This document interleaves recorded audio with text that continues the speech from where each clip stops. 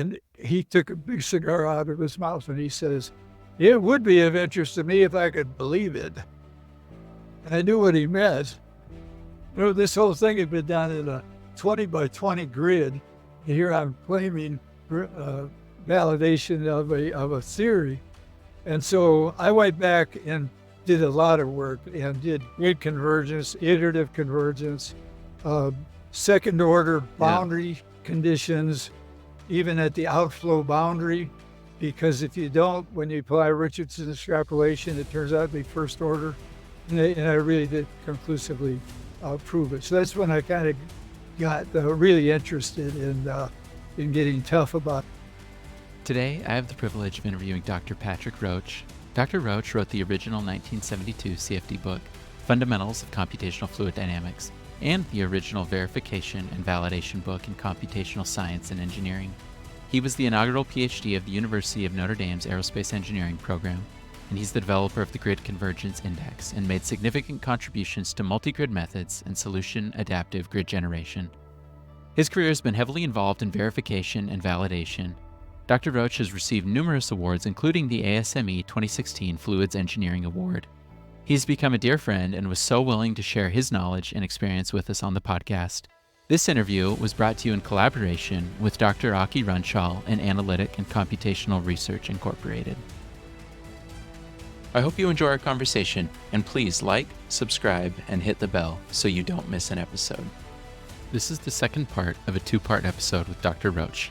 One of the things that you've also mentioned is you spent a lot of time on verification, validation, right? You've spent a lot of time in your career devoted to that, and that was a big part of your career. So can you share some of the history around your involvement in getting into that work? And you started as an experimentalist, and that obviously seems to have set the foundation, right, as coming at it from the experimental side. But can you talk about how it continued throughout your career? Yeah, it's kind of interesting. I've already alluded to the fact that, well, I mean, obviously people would have guessed that in the original days with computer power being so anemic, we would just get a solution and be very happy and rush to show other people and publish that it looked right. And so nobody expected anything more because he didn't have the computer power to do anything more. And you still got a lot of applause from your peers to get anything. So it was a nice, friendly atmosphere, but it really made for pretty lax standards. Anything worked. Everybody was interested. And people just got in the habit of publishing something and looking at accuracy, but there wasn't that much comparison with experiments. Well, one experiment that people compared with was the Strual frequency of a vortex. And it was very good. It was a very good comparison. But it turns out, it dawned on me years later, that it doesn't mean a darn thing. The Strual frequency is predicted by inviscid flow, potential flow. So you can do anything you want with artificial viscosity. It's not going to have any of that. So it's a very easy thing to get. The better thing to do is start, looking for actual pressure distributions around the cylinder or something. It turned out even the comparison of experimental drag on a cylinder, the numbers were very good using first order differencing and a lot of artificial viscosity. However, when Twomon and Suchek, particularly at Notre Dame, got into looking at the sources of that error, it turned out that their computations were over-predicting the pressure drag at the front of the cylinder and under-predicting it later because of poor representation of the viscous effects there. And so it was canceling errors, and the answers really weren't that. So anyhow, just got in this habit of sloppy work. The best example that really changed my mind, and I think other people too, in the early 80s, maybe 81, Steve Klein at Stanford had called a workshop, a big workshop on turbulence modeling. And it became Okay. known informally as the Turbulence Olympics. And it was quite representative. You know, he was just mechanical engineering. They didn't have anything like the turbulence center that they later have and had at Stanford. But he got in a lot of people, including from Europe. The only group that wasn't represented was Harlow's T3 group at Los Alamos. And I don't understand why they did not want to participate in that, because Nakayama and Harlow were the people that came up with the original formulation of, a modern 2 or 3 equation turbulence, like a K epsilon model. They used different Greek letters, but it was really their idea. Anyhow, they didn't show up. The rest of them was really representative of the best, I would say the best work, certainly the norm that was going on. And the result was just terrible. The numerical work was so sloppy that you couldn't use the results. You couldn't even compare one model to another. Howard Emmons, I was on the evaluation committee for this workshop, and Howard Emmons from Harvard chaired it. And myself and Joe Steger, a CFD guy from Ames, were really talking to him, saying this is not a good situation. And we didn't know if he was going to respond to that or not. But when he gave the final report of the evaluation committee, the first conclusion he put up there was the numerical work was so poor that we can't tell one model from another. The numerical error just blocked everything else out. And that was something of a wake-up call. And I must say, I could tell you stories where I was very briefly, I won't go into the details of it, but I discovered a analytical formulation, similarity sort of solution, contribution from numerical work by accident, but by just moving the grid around. What it was for laminar flow over a backstep, without unsteady flow, the solution becomes invariant for Reynolds number when you plot it not against length behind the backstep height, but against length measured in backsteps heights.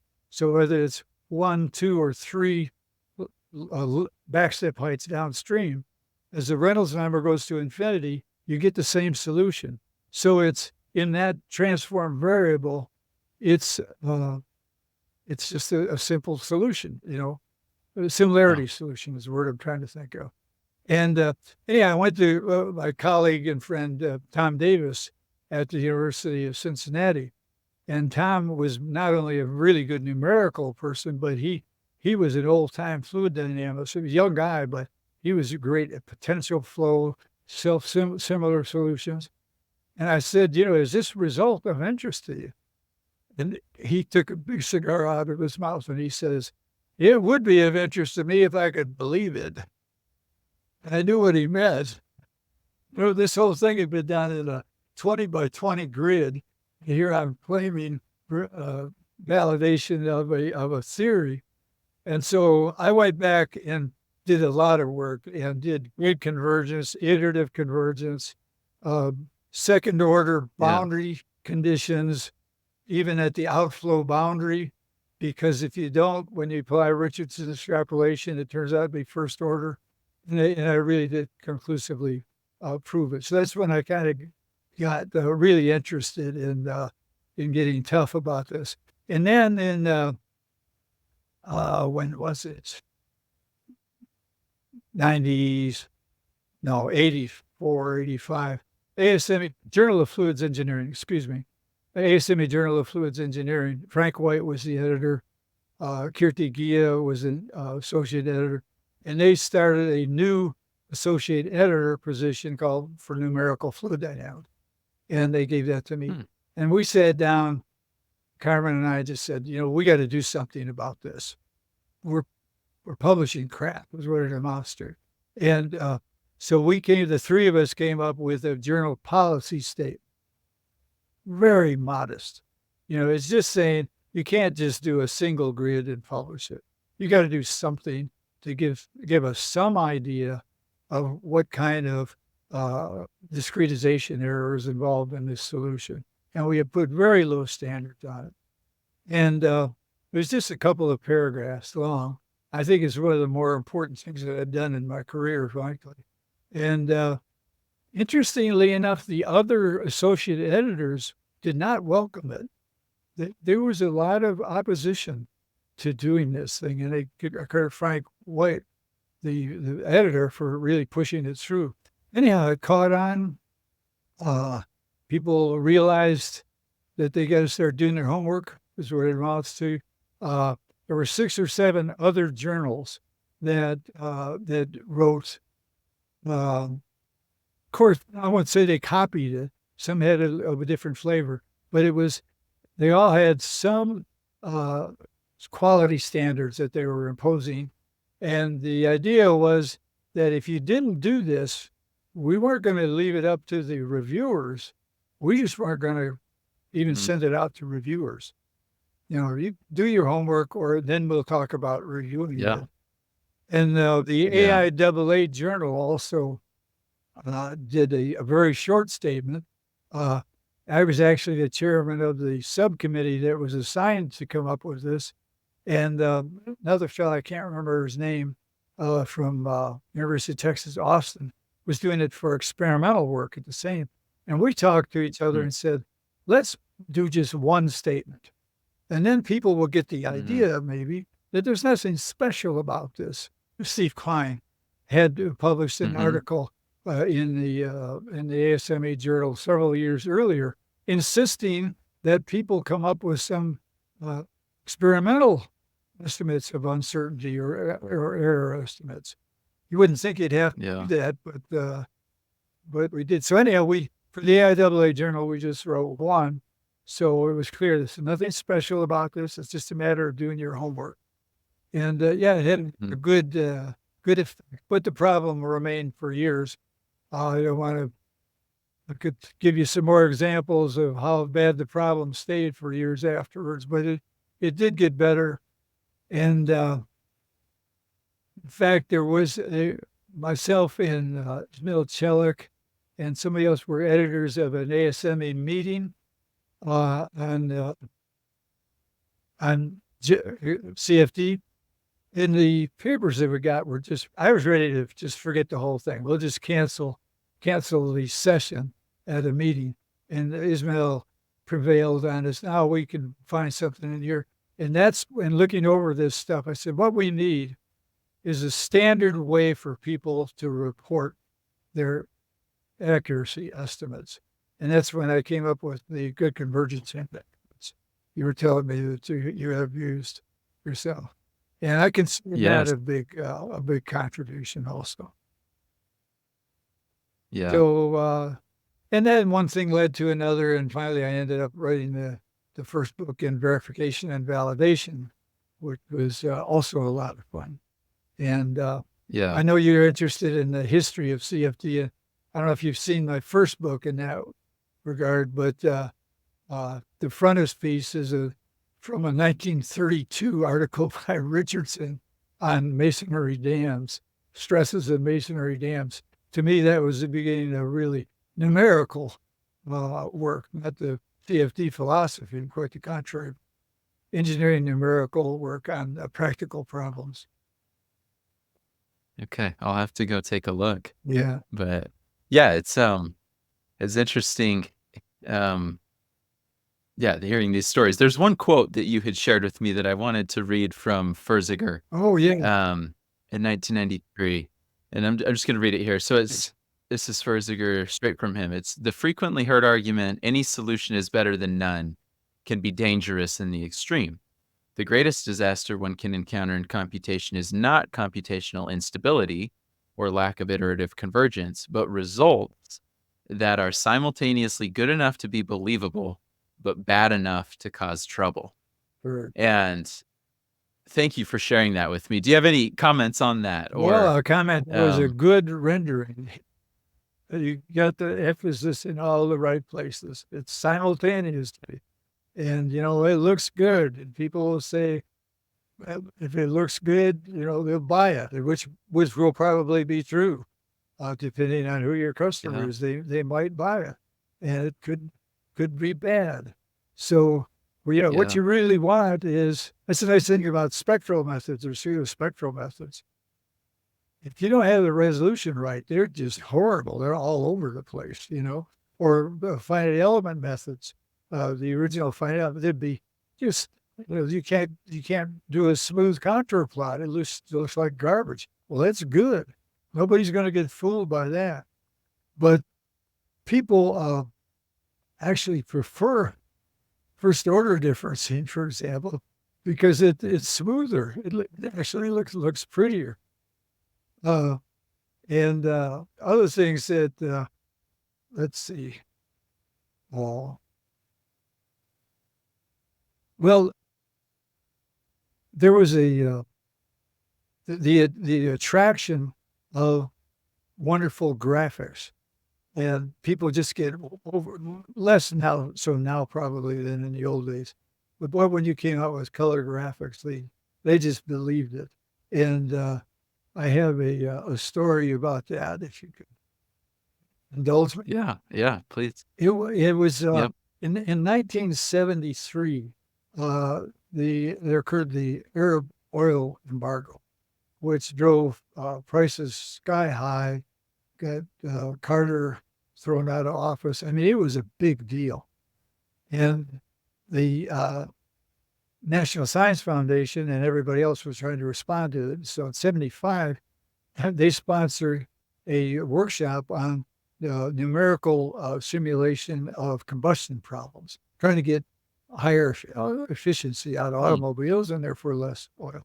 And they asked Harry McDonald to chair the session. And so anyhow, I'm at this, I was chairing the fluid dynamics, the discretization panel. So we've got a bunch of old timers from combustion here, the old mechanical engineering types with grease in their fingernails, including an old guy from MIT. The conference lasted 3 days. And every time there was a numerical or computational presentation, I don't know, it was numerical or analytical, this guy would get up and criticize it and it was so negative about it. So the very last paper of the conference was the sexiest, and that's why Harry McDonald had arranged it that way. It was Tony Hurt, who was a friend of mine. He was a wonderful guy from Los Alamos. And Carlo's group were always leaders in graphics. They really knew how to make. So Tony comes up with this movie. Mind you, this is 1975. Here's a movie of cylinders going up and down, valves opening and closing, fresh air coming in blue because it's cold, flame fronts because it's red, vortices forming, all of this stuff going on. I mean, it was like a Disney movie. And no comparison with any experiments, no grid resolution or anything, but it was qualitatively, it was just wonderful. And Tony Hurt knew what he had. So anyhow, this old guy from MIT gets up and he said, I want to apologize for everything I've been saying. I had no idea that the CFD approach could be this accurate. Now, how could he know if it was accurate or not? He'd never even had movies like that. We didn't have a single physical data point, but it was just this graphical gullibility, the flash, smoke and mirrors, and boy, he was sold.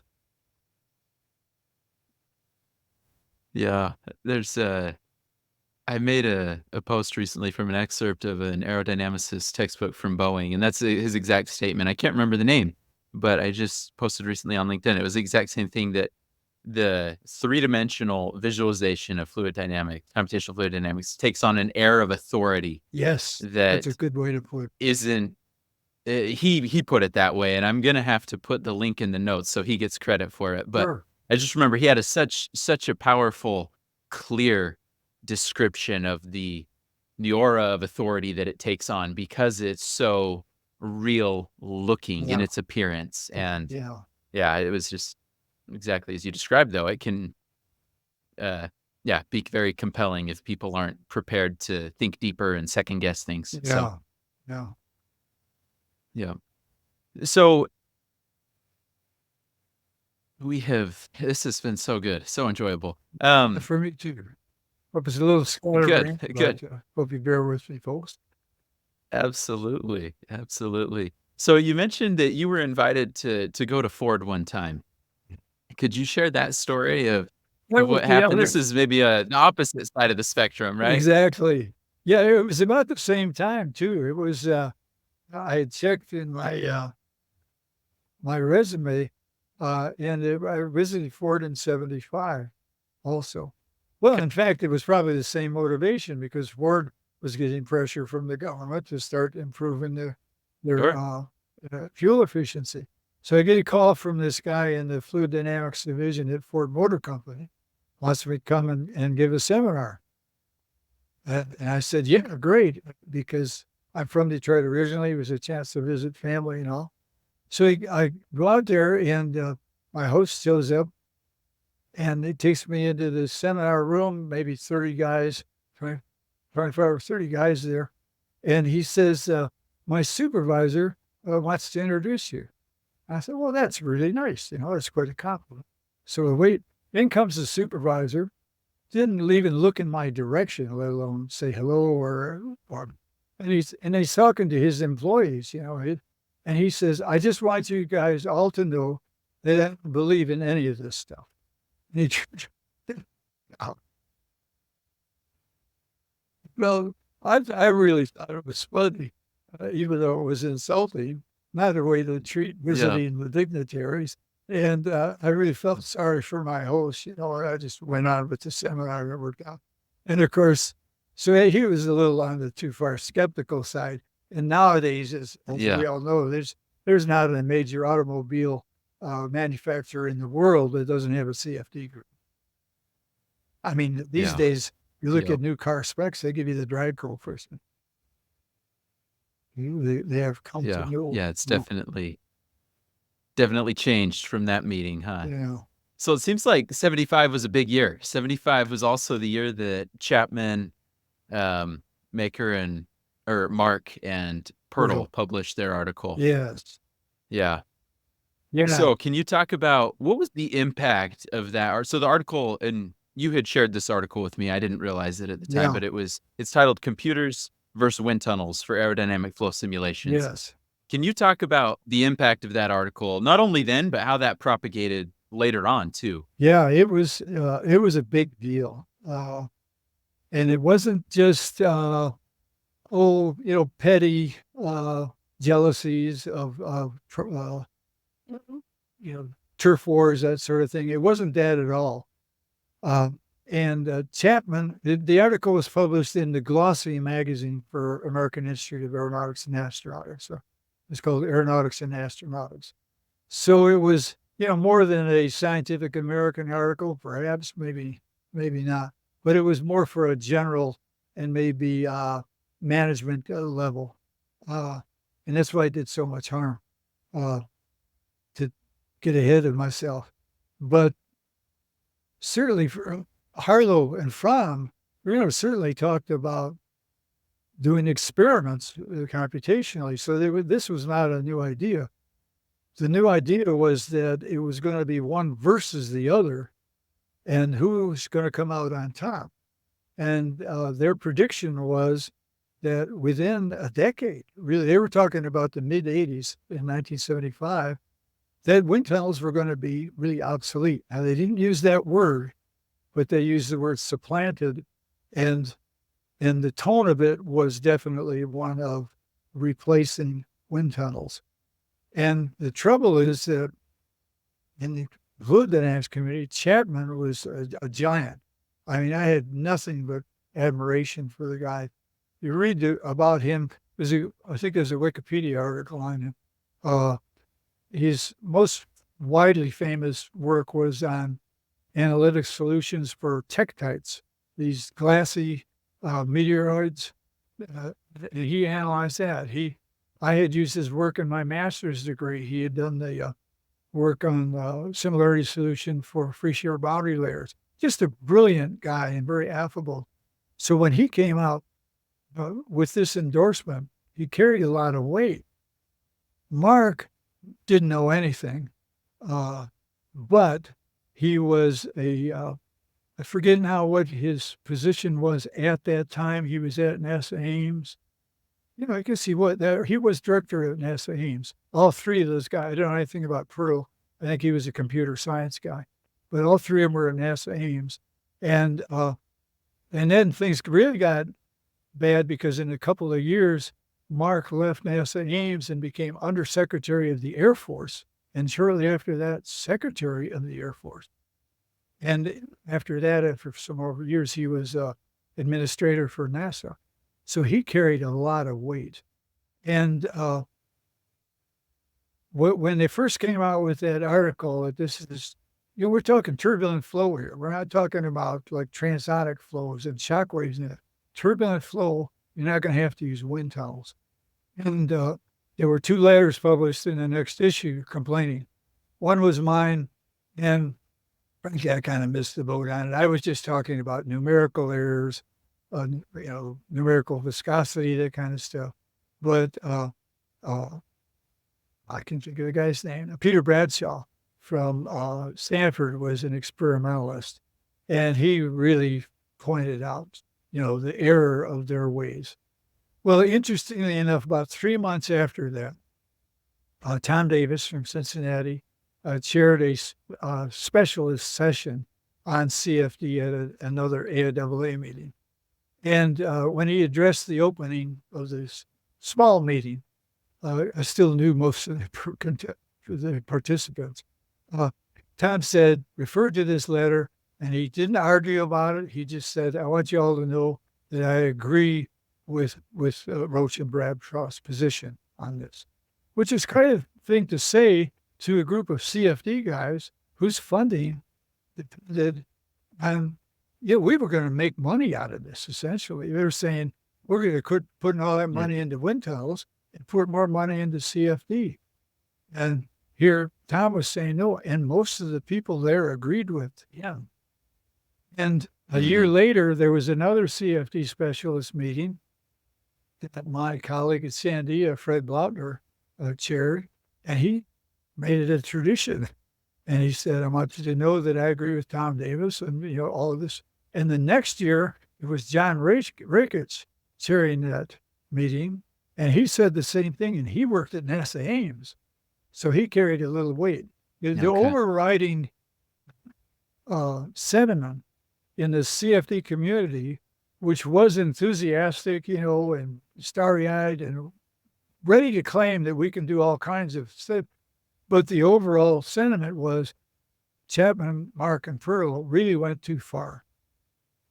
Unfortunately, it all went for naught. And it just became a well-known fact. I mean, people were tearing down facilities. Wind tunnels that had been around for years.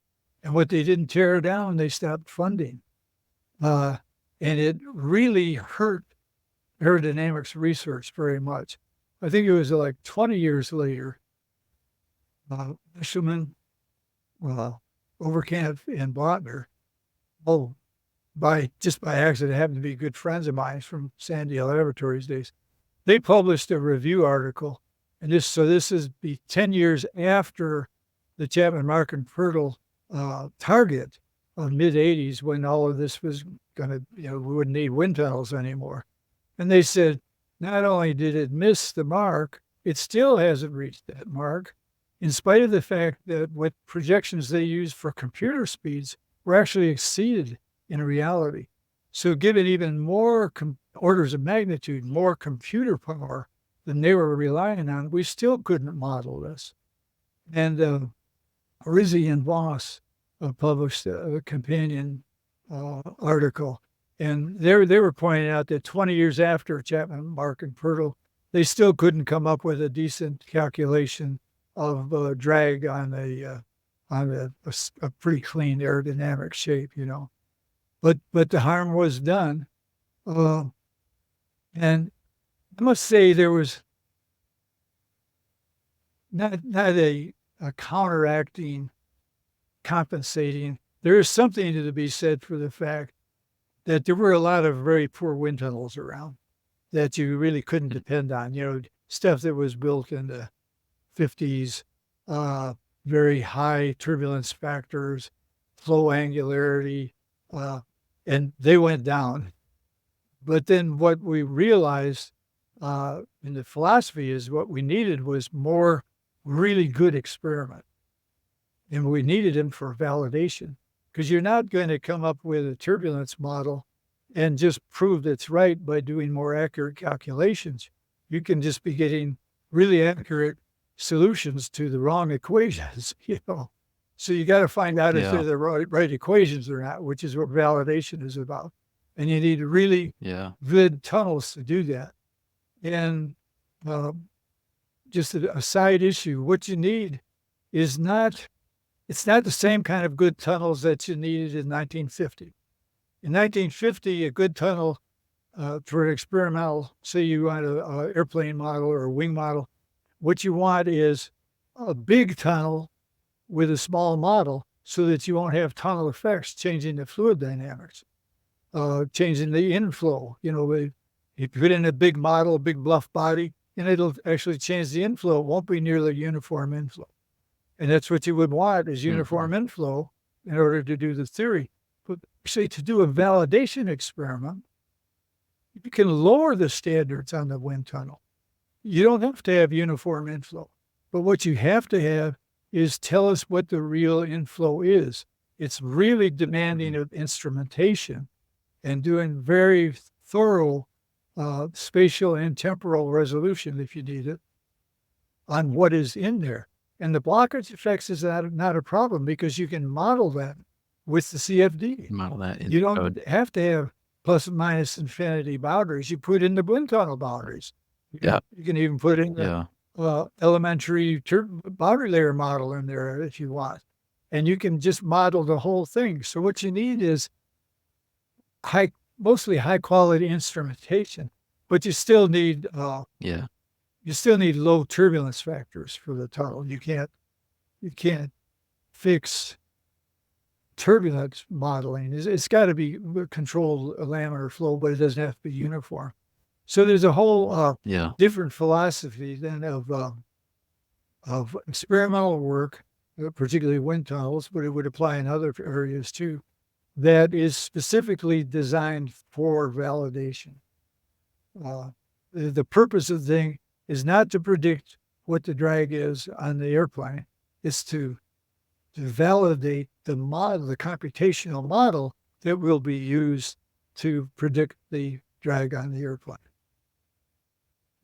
Quite that paradigm shift here. Yeah, thank you for sharing that. That's really interesting. And as you're talking, one of the things that stands out to me is some of the parallels between the hype around artificial intelligence and machine learning. Oh, And on one continuum, we have people believing that CFD codes are going to be replaced and it's all going to be just surrogate models, reduced order modeling or whatever. And then on the other hand, you have people that say, I'm not going to touch anything with AI. So what do you see? Or do you see these parallels in our day? Do you think there's some unjustified optimism or having gone through a technological revolution like this? I'm just really curious on your perspective and comments. Yes. I mean, I do see the point and on both sides of this. And I don't think that it's radically different than from other new innovations. People just always get excited. I got excited on my dissertation. I thought we'd be doing radiation calculations coupled with time-dependent fluid dynamics. And that was pretty silly. So I don't fault people for going overboard on this. But I do have opinions about AI. And, I've not been active for years, but actually I was involved quite a bit in very early AI work, but in the most elementary stage of what's called artificial intelligence, the most the low-hanging fruit, so to speak. of symbolic manipulation. If you remember when that came out in the 80s, they started doing calculus symbolically, for example, logically, not numerically, but logically going through the steps of doing differentiation of a very complicated function and then integrate it. They're complicated. So you have the old handbooks for integral tables. And when they started doing it with symbolic manipulation, interestingly, they found errors. It wasn't in the simple ones. And it was a particular kind of error. I remember hearing a lecture at San Diego by a guy that was one of the pioneers in symbolic manipulation.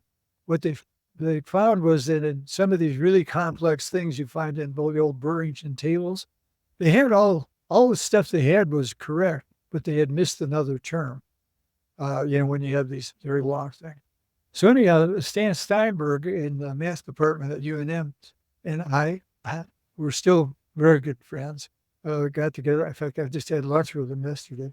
And with his mathematics background and my numerical background, we actually published a couple of pretty fundamental papers on with the title of Symbolic Manipulation and Computational Fluid Dynamics. One in physics of fluids and another one in another AIAA journal. And so we did a lot of good work in that. Grid generation, non-orthogonal grid generation, of course. Very complex, like turbulence model equations, setting those things up. And because of that work, it was the first time we did a really big problem, three-dimensional, non-orthogonal grids, very different. We ended up with Fortran code that's produced by the symbolic manipulation, but there were like thousands of lines of code. And are you going to just take this as gospel and say, okay, it must be right, it came from AI? No, what you needed was some black box way to verify this. And that's what got me motivated to come up with a way to do this, and came up with an inverse method that Bill Oberkamp later named the method of manufactured solutions, which is probably one of my two major contributions, independent contributions to CFD. And it worked very well. And so that was a lot of fun. And the next step up was expert systems. And these were not generative AI, very far from generative. But I mentioned the expert systems because there was similar enthusiastic response about them. And there was the, I don't know if you were part of the older demographics of TV watchers or watch Jeopardy. But I think it was 2011, they had a contest between IBM's Watson, which was an expert system primarily designed for medical diagnoses, but it was more general. So they got two Jeopardy champions and had a Jeopardy game, and Watson won. And Ken Jennings, who's still a host of Jeopardy, said, well, we've met our new masters. I was really annoyed with that because you have to wonder about anybody's common sense that would get in a speed contest with a computer. So right away you're giving them, Jennings himself says, if you're going to be a Jeopardy winner, you got to be fast on the buzzer. And there's a 0.2 second, for me about 2 seconds, delay before you figure out that I know the answer to this thing, and you'd hit the button. And Watson did not have any delay on that. So Watson got most of the jump. And then they also set the contest up so that Watson was competing against two people. Well, they didn't combine their scores in the two people. I mean, if you had 100 people, Watson would have won way more. If you had one on one, the human being would have had a little better chance. But the other thing that's, and this is still relevant to ChatGPT, okay, was that Watson was never sure of anything. it was always given with a confidence level. And in fact, the big question that won for Watson was a double Jeopardy thing, and it was a big bet. And if you hadn't got that right, Watson would not have won. And the computer only had a 38% confidence level on a very unambiguous question. So I just thought it was a fluke.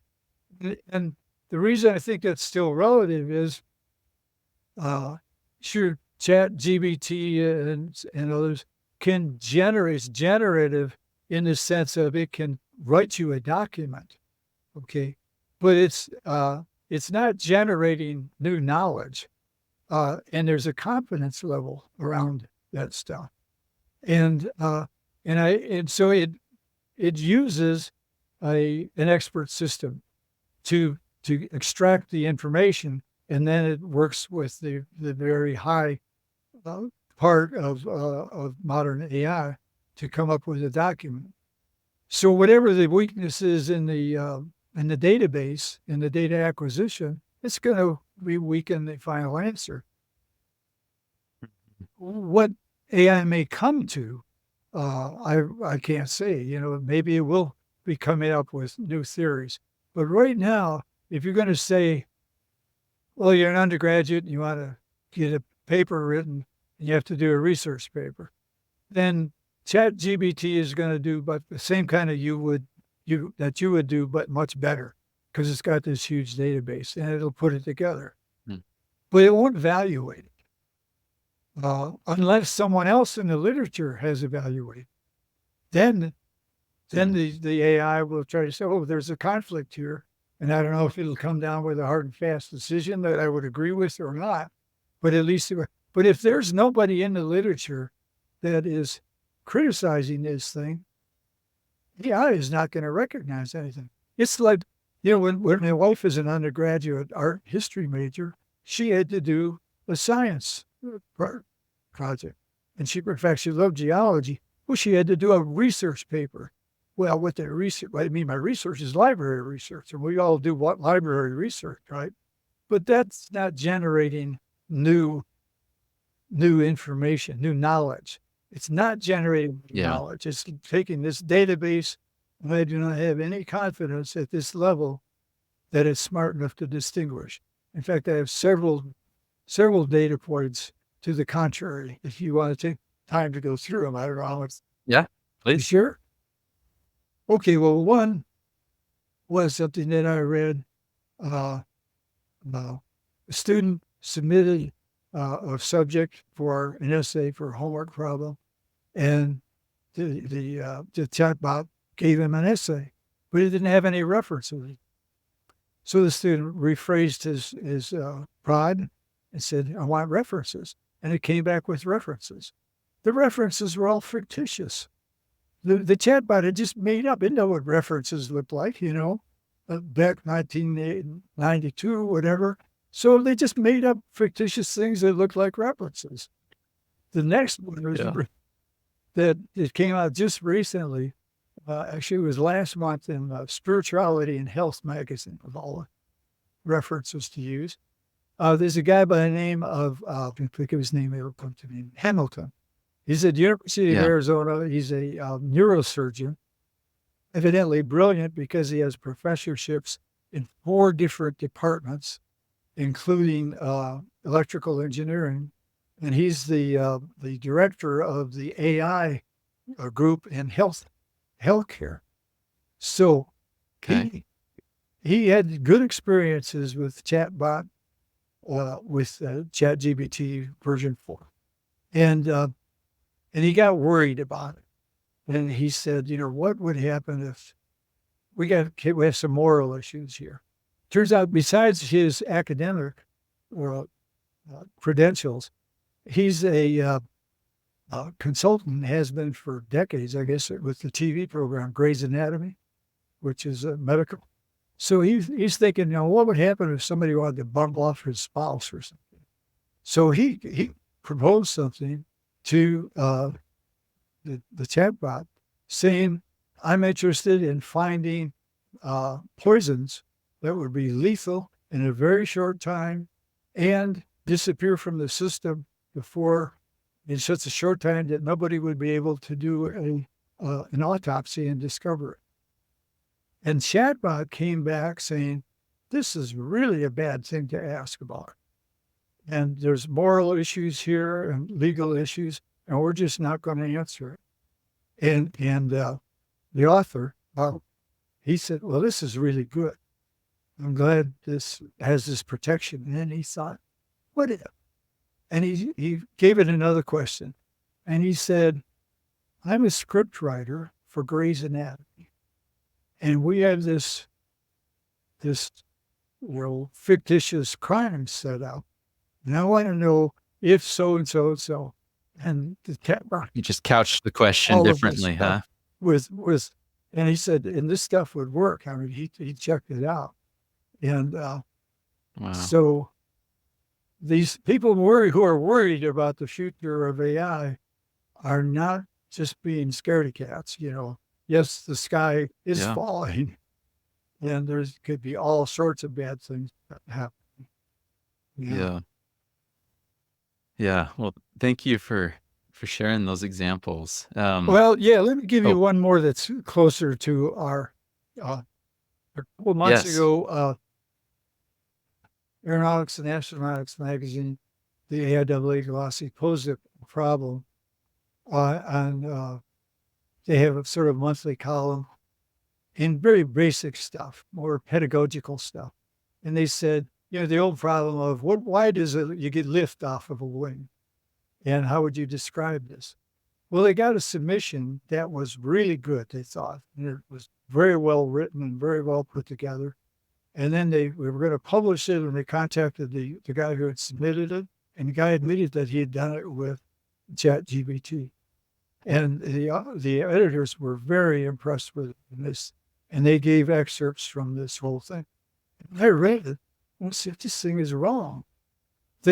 First of all, you could tell it was a expert system, because they were jumping all over the place and giving, this might work, this might. But the one they gave is one that a lot of people still believe. And it's been out there for a long time. You have the shape of a cambered airfoil.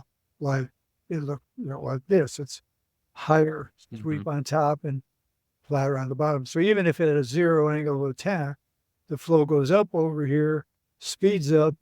From Bernoulli's equation, the pressure is less. So down here, it's not speeding up as much. So you get a net force, and you have lift. So then the reason is, well, why does it speed up on top? And the old way back answer was, well, the flow splits at the leading edge. Well, it has to meet up at the trailing edge. And since the path is longer on top, it's got to go faster. Therefore, Bernoulli, it goes faster. Only trouble is, it does not have to meet up at the trailing edge. Or you think there's going to be a vacuum there, something? And to demonstrate it, it was a long time. I mean, I think in the 60s or 70s, they actually saw an experiment that demonstrated what people should have known to an undergraduate class. It was, you have a rake of smoke injection in a smoke tunnel. So you get these streamlines that are going this way. And what the guy did was interrupt the smoke. So there was and then he turned the smoke on. So you get these four fingers, but he had more streamlines going up and over. And by the time they get to the trailing edge, they were not aligned. The ones that went over the top were back here, and the ones that came over the bottom, if I can find my finger, well, we're ahead of it. And then, but even a thought experiment is even, I think, more convincing that the AI was wrong. Take a flat plate, vanishingly thin thickness, and put it at an angle of attack. Well, anybody, that's ever dropped a card or something or held their hand out a car window knows you get lift out of it. But there's just a leading edge, and they split, and they go to the trailing edge, and there's no difference in the path that it's gone through. But you let you get lift out of it. I mean, the real answer is really any asymmetry. In principle, you could get something to cancel. But basically, you'd expect if the thing is asymmetric, you're going to get more force in one direction than the other. And that's all there is to it. But AI didn't pick up on that. I don't know if that story wasn't in their database, or they ignored it, or they couldn't handle it. But AI, to me, is not going to be generative of, at least right now, of anything except library research. That's a good example of some critiques that are current, right? That are current. So, yeah. As we wrap up, I'd like to ask you, as you reflect on your career, what do you feel like were some of the best professional decisions and choices you made, and why? Well, the first one is easy. The first one that comes to mind, obviously, was my decision, with urging from my buddy Charlie, to write the book.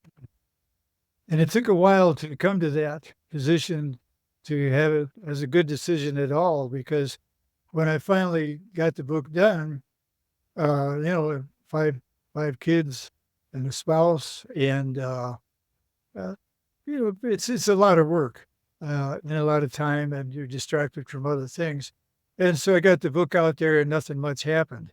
You're not getting a review in New York Times. It was a good year before anything was starting to come in. So I was really pretty down in the dumps, frankly, that I might have made a mistake. But it certainly came out, and it wasn't just the money that I made off it, of course, but the people that I met, and problems that I got exposed to. So it's been really a lot of fun. Another thing, so that's kind of an obvious one. If it works, it's a good deal. Another one that I feel quite strongly about, and I've talked about it for years to people, especially students, graduate students, specifically PhD graduate students. Master is not so much. It's not so important. But PhD graduate students are in a very vulnerable position. Maybe not as much so because people used to be more dictatorial. But I think was a very good choice on my part, and I would recommend to anyone else to really give a lot of thought to picking your PhD advisor. And obviously, it's kind of like obvious things. You want a lot of computer power, and obviously you want a PhD advisor who knows something. But it's really not that important, especially if you're getting into a new area. I mean, Tom Mueller, who was a lifelong friend, really didn't know that Navier-Stokes kind of stuff, but he knew enough to see that was the way of the future. And the more important thing was he was just a good man. And I always had the feeling that he had my best interest at heart. And the same thing with his other graduate students. And they all said the same thing.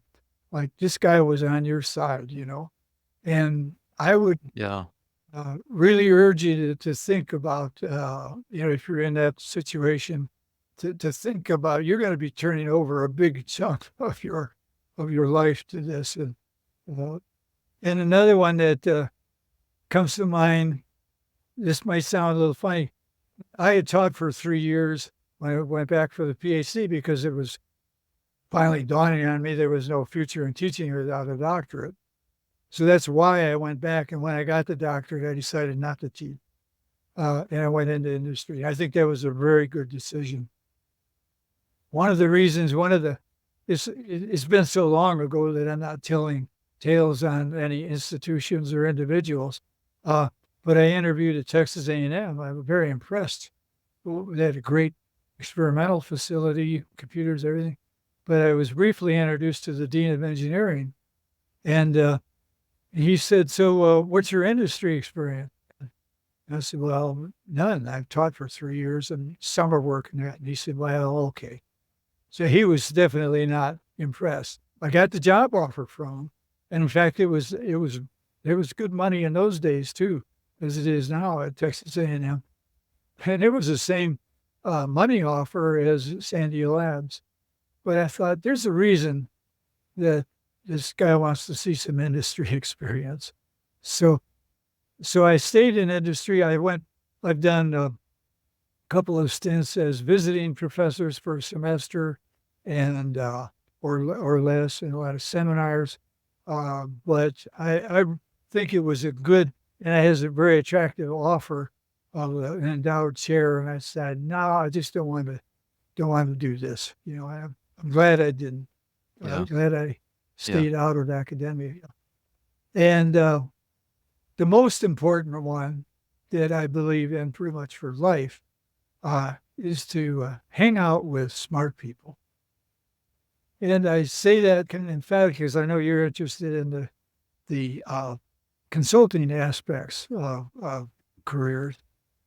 And one might think, and I've heard people say this, what you want from a client, at least, is somebody that you can pull the wool over their eyes a little bit, that they'll be easily impressed with your work.